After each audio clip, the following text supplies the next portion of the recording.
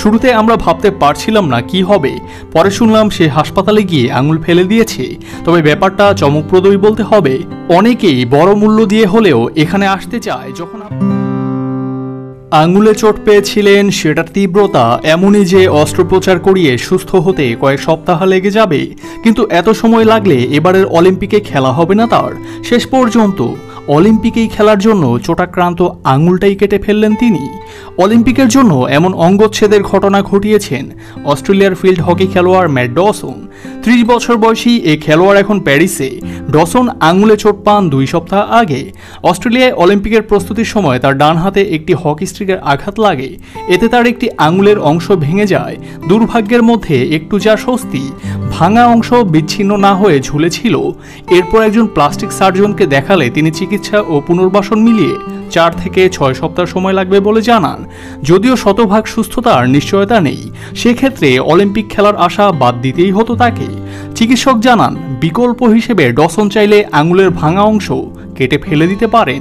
এক্ষেত্রে 10 দিনের মধ্যে খেলায় ফিরতে পারবেন তিনি। সিদ্ধান্ত জানাতে ডসনকে তাড়াহুড়ো না করতে বলেছিলেন স্ত্রী, কিন্তু সময় নষ্ট না করে একই দিন বিকেলেই চিকিৎসককে আঙুল কেটে ফেলার সিদ্ধান্ত জানান ডসন। আগেও 2 বার অলিম্পিক খেলেছেন তিনি, টোকিও অলিম্পিকে জিতেছেন রূপাও। তবু কেন এবার খেলতে মরিয়া? পার্লেজ ভস হকি পডকাস্টে এ বিষয়ে ডসন বলেন, হতে পারে এটাই আমার শেষ অলিম্পিক। যদি মনে হয় যে আমার এখনও নিজের সেরাটা দেয়ার আছে, তবে সেই চেষ্টাই করব। এজন্য যদি আঙুলের অগ্রভাগ ক্ষতিপূরণ দিতে হয় সেটাই হোক। ডসনের আঙুল কেটে ফেলার সিদ্ধান্তে অস্ট্রেলিয়া দলের সতীর্থরা চমকে উঠেছিলেন।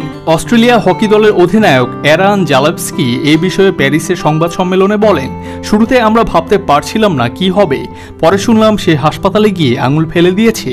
তবে ব্যাপারটা চমকপ্রদই বলতে হবে।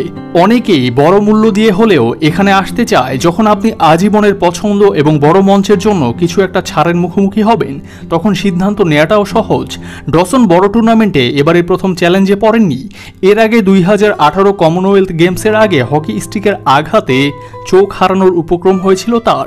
যদিও শেষ পর্যন্ত কমনওয়েলথ গেমসে খেলেছেন এবং দলগত সোনাও জিতেছিলেন।